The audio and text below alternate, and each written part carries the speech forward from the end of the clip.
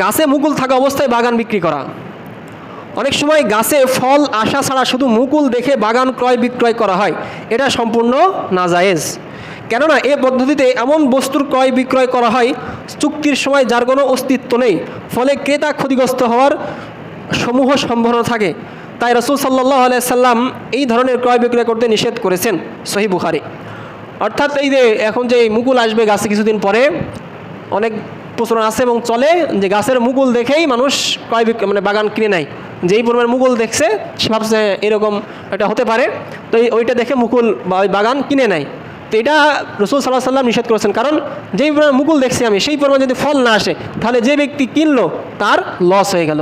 এখন বলতে পারেন যে ব্যক্তি কিনছে সে তো জেনে শুনেই কিনছে, সেও জানে আমার লাভও হতে পারে লসও হতে পারে, কিন্তু রাসূল সাল্লাল্লাহু আলাইহি সাল্লাম বললেন যে না, আমার উম্মত এত বোকা উম্মত না, আমার উম্মত এত গবেট উম্মত না যেরকম দ্বিধাদ্বন্দ্বের মধ্যে থেকে এরকম একটা কাজ করবে।